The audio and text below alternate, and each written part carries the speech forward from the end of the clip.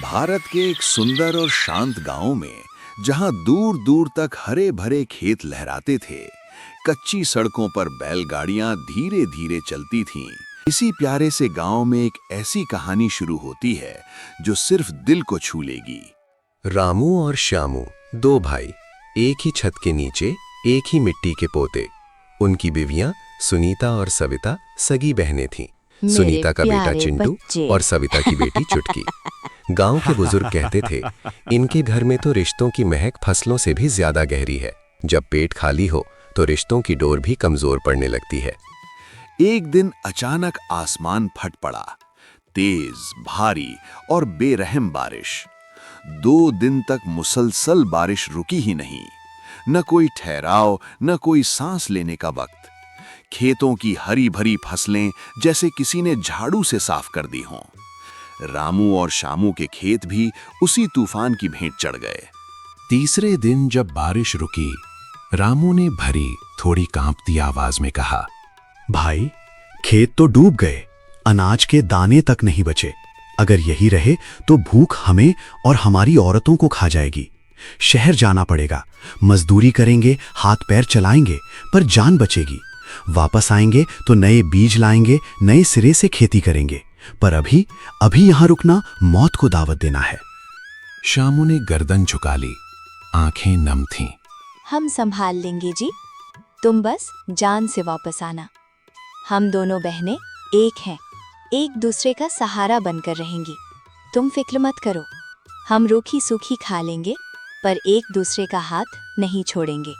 जाओ, मेहनत करो, हम यहाँ एक दूसरे का हाथ पकड़कर गुजार लेंगे। बस जल्दी लौट आना। याद रखना, घर की दीवारें तुम्हारी भी इंतजार में खड़ी हैं। याद रखना, जब तक हम वापस ना आए, तुम दोनों एक छत के नीचे, एक थाली में, एक दिल से रहना। लड़ाई झगड़ा नहीं, बस सहारा। रिश्ता टूट गया तो घर भी टूट जाएगा। दोनों भाइयों ने अपना पुराना झोला बांधा, एक मुट्ठी सूखी रोटी, 2 प्याज, और फिर वो 2 साए धूल भरे रास्ते पर शहर की तरफ निकल गए। पीछे रह गईं 2 बहनें, 2 बच्चे और एक खाली आंगन। सविता, आगे के दिन कैसे चलेंगे? शुरू के दिन गुजरे रूखी सूखी रोटी, पानी में भीगी दाल और कभी-कभी सिर्फ नमक के सहारे गुजर गए हैं। चिंटू और छुटकी एक ही कटोरी में से खाना बांटते, हंसते और कभी-कभी भूख के मारे चुप भी हो जाते हैं। वक्त बड़ा जालिम होता है सविता, न जाने किसकी नजर लग गई हमारे घर को। एक दोपहर सुनीता आंगन में चटाई पर बैठी थी, आंखें दूर रास्ते पर टिकी थीं, शायद रामू की याद में, शायद कल की फिक्र में। तभी हवा का एक तेज झोंका आया और आसमान से एक गुलाबी रंग का कपड़ा उड़ता हुआ आंगन में आ गिरा। कपड़ा मुलायम था, चमकदार, जैसे किसी शादी का जोड़ा हो। सुनीता की आंखें चमक उठीं। उसने चिंटू से कहा, चिंटू बेटा, जा जरा संदूक के पास रखी सुई धागा की डिब्बिया ले आ, जल्दी। चिंटू दौड़कर लाया। सुनीता ने कपड़ा घुटनों पर फैलाया, सुई में धागा पिरोया और बिना सोचे फूल कादने शुरू कर दिए। दिल हल्का होता गया, जैसे हर फूल के साथ उसकी थकान, उसकी उदासी सब धुल रही हो। तभी दरवाजे पर दस्तक हुई। कोई है? सामने एक अधेड़ उम्र की महिला खड़ी थी, माथे पर चिंता की लकीरें, जैसे कुछ खो गया हो। बेटा, मेरा एक गुलाबी कपड़ा हवा में उड़ गया था, कहीं यहाँ तो नहीं आया? मेरी बेटी की शादी है, उसी का जोड़ा था, बिना उसके तो रस्में अधूरी रह जाएंगी। सुनीता ने वो कपड़ा दिखाया। महिला की आंखें फैल गईं। उसने कपड़े पर बने फूलों को छुआ और खुश होकर कहा, ये किसने तुमने बनाया है?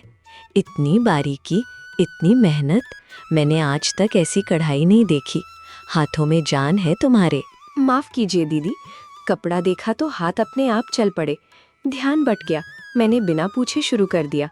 अगर खराब हो गया हो या आपको पसंद ना आए तो मैं। खराब? बेटा, तूने तो इसमें जान फूंक दी है। मेरी बेटी के लिए पूरा जोड़ा कढ़ाई करवा सकती है, मैं तुझे अच्छा दाम दूंगी। रोज सुबह से शाम तक काम करेगी, पर पेट भर के खाएगी। और हाँ, ये काम सिर्फ हाथों का नहीं, दिल का भी है, मैं जानती हूँ। सुनीता की आंखों में आंसू आ गए। उसने हाँ में सर हिला दिया। उस दिन से सुनीता के हाथों में सुई धागा था और घर में पैसा आने लगा। पर पैसा इंसान को बदल देता है। शुरू में सुनीता ने सविता के लिए भी कुछ लाया, पर धीरे धीरे उसका दिल सख्त होने लगा।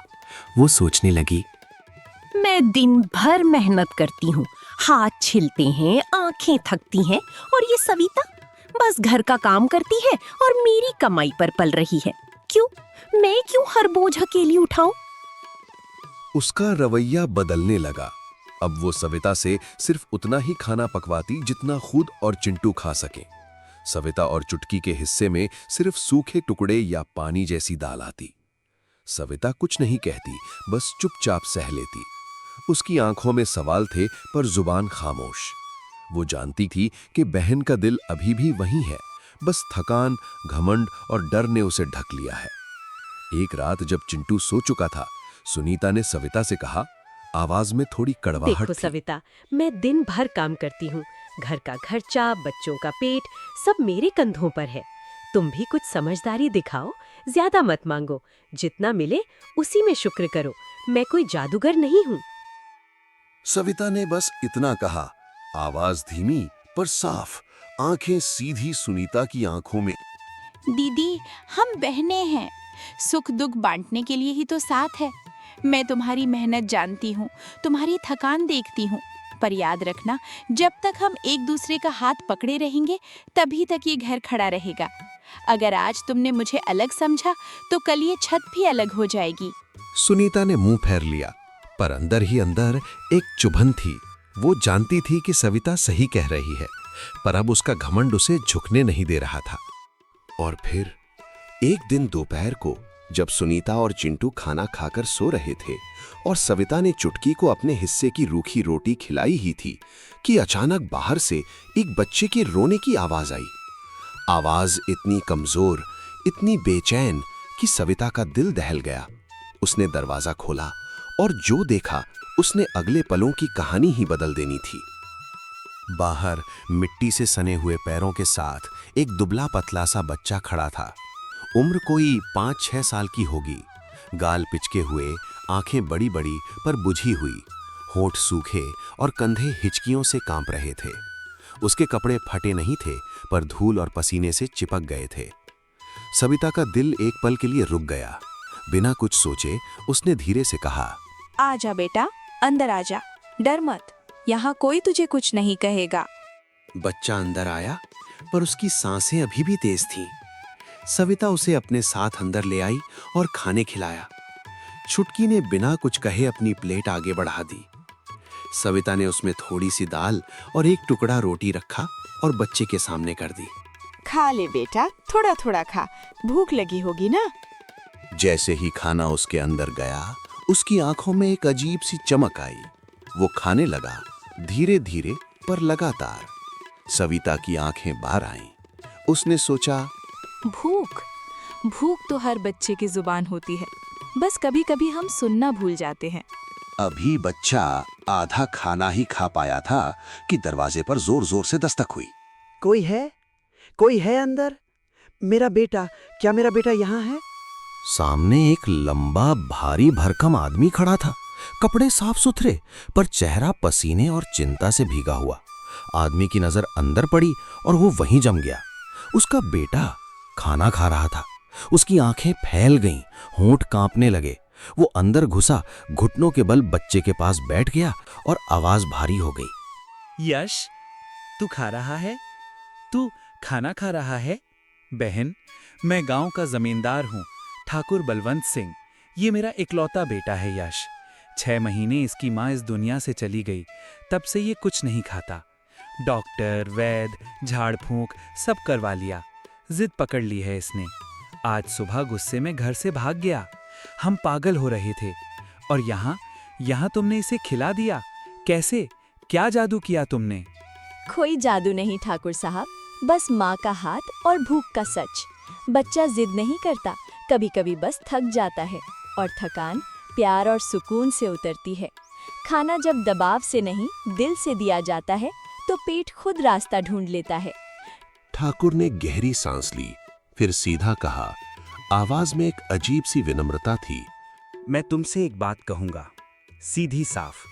अगर तुम रोज मेरे घर आकर यश के लिए खाना पका दो, बस वही जो तुमने आज पकाया है, तो मैं तुम्हें महीने का अच्छा मुआवजा दूंगा। और हाँ, रोज का राशन भी तुम्हारे घर भिजवा दूंगा। तुम्हें अपने चूल्हे की फिक्र नहीं करनी पड़ेगी। बस मेरा बेटा खाना खा ले, यही काफ़ी है। मैं जानता हूँ तुम्हारी बहन अब कमाती है, पर मैं किसी के घर की लड़ाई में नहीं पड़ना चाहता। मैं बस अपने बेटे की भूख मिटाना चाहता हूँ। सविता के दिमाग में एक पल के लिए सुनीता का चेहरा आया, उसकी कड़वी बातें, उसका बदला हुआ रवैया, वो थाली जो अब आधी भरती थी। उसने अंदर ही अंदर फैसला कर लिया। ठीक है ठाकुर साहब, मैं आ जाऊंगी, पर एक शर्त, मैं अपने वक्त पर आऊंगी, अपने तरीके से पकाऊंगी, और जो राशन आप देंगे वो मेरे घर तक पहुंचेगा। मैं किसी के एहसान के बोझ तले नहीं झुकूंगी, बस अपनी मेहनत का हक लूंगी। अगली सुबह से सविता का रूटीन बदल गया। वो सुबह सवेरे ठाकुर के घर जाती, वहां यश के लिए खाना बनाती और दोपहर तक वापस आ जाती। ठाकुर ने वादा निभाया, रोज अनाज, दाल, घी और पैसे सविता के हाथ में आने लगे। अब सविता को अपने चूल्हे की चिंता नहीं थी। वो जो खाना ठाकुर के घर से बचता या जो राशन मिलता, उसी से अपना और चुटकी का पेट भरती। और हाँ, उसने सुनीता के लिए खाना पकाना बंद कर दिया। न झाड़ू, न बर्तन, न पानी भरना, बस अपना काम, अपनी जिम्मेदारी। सुनीता के लिए ये पलटवार एक झटके जैसा था। पहले तो उसने सोचा, छोड़, मैं खुद कर लूंगी, कितना ही काम होगा। पर कढ़ाई का काम बढ़ गया था। शादी का सीजन था और महिलाओं ने और ऑर्डर दे दिए थे। सुबह से शाम तक सुई धागा, आंखें दुखने लगती, उंगलियां छिल जाती। ऊपर से घर का काम, चूल्हा जलाना, आटा गूंदना, कुएं से पानी भरना, चिंटू को संभालना, बर्तन धोना, आंगन साफ करना। 3 दिन, बस 3 दिन में सुनीता की कमर टूटने लगी। एक रात जब चिंटू सो चुका था और चूल्हा अभी तक ठंडा पड़ा था, सुनीता जमीन पर बैठ गई। हाथ कांप रहे थे, आंखों से आंसू बह रहे थे। उसने खुद से कहा, आवाज टूटती हुई, मैं क्या कर रही हूँ? सविता तो ये सब रोज करती थी, बिना शिकायत, बिना थकान दिखाए। और मैंने उसे क्या दिया? कड़वी बातें, आधी थाली। मैं कैसी बहन बन गई? पैसा आया तो मैंने सोचा मैं सब कुछ खरीद सकती हूँ, पर घर का सुकून, बहन का हाथ, ये तो किसी बाजार में नहीं मिलता। मैं अकेली नहीं हूँ, मैं बस अकेली पड़ गई हूँ, क्योंकि मैंने खुद ही सब तोड़ दिया। अगली सुबह सुनीता सविता के कमरे की तरफ बढ़ी। सविता चटाई पर बैठी चुटकी को पढ़ा रही थी। सुनीता ने दरवाजे के पास रुककर भारी आवाज में कहा, सविता, एक पल रुक जा, मुझे कुछ कहना है, और ये बात मैं खड़ी होकर नहीं, झुककर कहूंगी। सविता ने नजर उठाई पर कुछ नहीं कहा। मैं गलत थी, बुरी तरह गलत। जब पैसा आया तो मैंने सोचा कि मैं अकेली सब संभाल लूंगी, पर सच ये है कि मैंने तुम्हें कमजोर समझा, तुम्हारी मेहनत को हल्का समझा। तुमने घर को जोड़े रखा और मैंने उसे तोड़ने की कोशिश की। मुझे माफ कर दे बहन, मैं अब वो सुनीता नहीं बनना चाहती जो पैसे के नशे में अपनी ही बहन को भूल गई। मैं थक गई हूँ और मुझे अब समझ आ गया है कि घर सिर्फ ईंटों से नहीं, रिश्तों से खड़ा रहता है। अगर तुम ना होती तो ये छत कब की गिर चुकी होती। सविता ने गहरी सांस ली, सुनीता की आंखों में देखा। आवाज में न गुस्सा था, न जीत का घमंड, बस एक गहरी समझ थी। दीदी, मैं तुम्हें कभी दुश्मन नहीं समझी, बस इंतजार कर रही थी कि तुम खुद देख लो कि अकेलापन कितना भारी होता है। मैं माफ कर दूंगी, पर एक शर्त पर। आगे से घर का काम आधा आधा होगा, ना तुम ऊपर ना मैं नीचे। जो कमाई तुम लाओगी, जो मैं लाऊंगी, सब एक थाली में आएगा। बर्तन, पानी, चूल्हा, सफाई सब बांटकर। और अगर कभी फिर घमंड ने दिमाग घुमाया तो याद रखना, मैं फिर पीछे हट जाऊंगी, क्योंकि रिश्ते झुकने से नहीं, बराबर खड़े रहने से बनते हैं। मैं बहन हूँ, नौकर नहीं, और तुम भी बहन हो, मालिक नहीं। सुनीता ने आंसू पोंछते हुए दोनों हाथ जोड़ लिए। आवाज में पक्कापन था। मंजूर है, आज से हर काम साझा, हर खुशी सांझी, और हर गलती सांझी जिम्मेदारी। मैं फिर कभी तुम्हें अलग नहीं समझूंगी। कसम है उसी मिट्टी की जिसने हमें पाला है। उस दिन के बाद घर की हवा बदल गई। चूल्हा फिर से दोनों के हाथों से जला, थाली फिर से भरी और बच्चों की हंसी फिर से आंगन में गूंजने लगी। सुनीता का कढ़ाई और सविता का खाना दोनों ने मिलकर घर को फिर से खड़ा किया। पर कहानी अभी खत्म नहीं हुई थी, क्योंकि दूर शहर की सड़कों पर दो थके हुए पैर अब वापसी के रास्ते पर थे। झोलों में छाले थे, कपड़ों पर धूल थी, पर आंखों में वो चमक थी जो सिर्फ घर लौटने वालों की होती है। और उनके साथ सिर्फ पैसे नहीं, नए बीज, नई उम्मीदें, नए सपने भी थे। शहर ने उन्हें मजदूरी दी थी, गली गली में भटकना पड़ा था, कभी किसी दुकान पर बोझ उठाना पड़ा था, कभी किसी ठेले को धक्का देना पड़ा था। रात को चौराहे पर सोना, सुबह किसी अननोन के दरवाजे पर हाथ फैलाना। पर दोनों भाइयों ने हाथ नहीं छोड़ा एक दूसरे का। जैसे उनकी बीवियों ने गांव में सहारा दिया था, वैसे ही यहाँ भाई ने भाई का हाथ थामा था। सुबह जब सुनीता रसोई में चूल्हा जला रही थी और सविता बर्तन मांज रही थी, तभी चुटकी ने बाहर से आवाज लगाई, माँ कोई आ रहा है रास्ते से। 2 आदमी झूले पीछे लटकाए हुए। दोनों बहनें दरवाजे पे खड़ी देख रही थीं। वो रामू और श्यामू थे। आते ही दोनों बच्चों को खूब प्यार किया। सुनीता और सविता के चेहरे खिल उठे। रात को खाने के बाद दोनों ने लाहा, देखो, ये बीज मैंने शहर के एक बूढ़े किसान से लिए हैं। कहता था कि ये नई किस्म है, पानी ज्यादा सहेगी और फसल भी अच्छी देगी। और ये पैसा, हाथ छिले हैं, रात भर जागने पड़े हैं, पर लाए हैं। अब हम नए सिरे से खेती करेंगे, मिलकर, जैसे पहले करते थे। श्यामू ने अपनी पत्नी सुनीता को देखा और कुछ पल के लिए उसकी नजर सुनीता और सविता के चेहरों पर टिक गई। उसने नोटिस किया कुछ बदला था। पहले जहां सुनीता हमेशा आगे रहती थी, अब दोनों बराबर खड़ी थीं। पहले जहां सविता चुप रहती थी, अब उसकी आंखों में एक अलग सा तेवर था, इज्जत का, अपनेपन का। श्यामू ने पूछा, क्या हुआ यहाँ हमारे जाने के बाद? कुछ अलग सा लग रहा है घर में, पहले की तरह नहीं। सुनीता ने गहरी सांस ली और फिर सब कुछ बता दिया। अपनी कढ़ाई के बारे में, अपने पैसों के घमंड के बारे में, अपनी बहन को दी हुई तकलीफ के बारे में। उसने कहा, आवाज में शर्मिंदगी थी पर सच्चाई भी। मैं भूल गई थी कि घर सिर्फ मेरा नहीं था। पैसा आया तो लगा कि मैं सब कुछ खरीद सकती हूँ, पर बहन का प्यार, उसका साथ, ये किसी दुकान में नहीं मिलता। मैंने सविता से माफी मांगी और उसने मुझे माफ किया। बस तब से हम दोनों ने मिलकर घर को संभाला। ये घर अब सिर्फ मेरा नहीं, हम दोनों का है। और मैंने ठाकुर साहब के बेटे को खाना खिलाया, उसी से घर का खर्चा निकला। पर मैंने भी गलती की थी। जब सुनीता दीदी ने माफ़ी मांगी, तब मैंने उसे थोड़ी देर तड़पाया। शायद मेरा भी दिल ज़रा सख्त हो गया था। पर हम दोनों ने सीखा कि रिश्तों में जीत और हार नहीं होती, बस संभलना होता है। तुम दोनों ने जो सीखा है वो हम शहर जाकर सीख कर आए हैं। कल से हम खेत में उतरेंगे, पूरी फैमिली, बच्चे भी साथ चलेंगे। हम नए सिरे से जमीन को तैयार करेंगे। बीते हुए का गम नहीं, बस आने वाले कल की फिक्र। अगले दिन से जिंदगी का नया दौर चला। सुबह सवेरे श्यामू बैल चलाते, सुनीता और सविता बीज बोती, बच्चे पीछे पीछे चलते। महीने बीतते गए, फसल बढ़ी और जब कटने का वक्त आया तो इस बार बालियां इतनी बड़ी थीं कि झुककर जमीन को छू रही थीं। गांव वालों ने आकर कहा, रामू श्यामू, तुम्हारी तो किस्मत खुल गई। इतनी अच्छी फसल तो पिछले 10 सालों में नहीं हुई। क्या खूब कमाल किया है। इतनी खूबसूरत और अच्छी फसल तो गांव में किसी की नहीं बनी। ये सब सिर्फ हमारी नहीं, बल्कि हमारे साथ साथ हमारी बीवियों की भी कुर्बानियों का फल है। जमीन तो माँ है, गुस्सा तो करती है पर माफ भी कर देती है। बस हाथ चाहिए संभालने के लिए और दिल चाहिए एक दूसरे के लिए। इस कहानी से हमें ये सीखने को मिलता है कि जब मुश्किल वक्त में अपनों का साथ हो तो हर चुनौती आसान लगने लगती है। एक दूसरे का सहारा बनकर प्यार, विश्वास और एकता के साथ इंसान ना सिर्फ कठिनाइयों का सामना करता है, बल्कि सफलता की नई बुलंदियों को भी छू लेता है। क्योंकि परिवार ही वो ताकत है जो हर अंधेरे में रोशनी बनकर साथ खड़ा रहता है।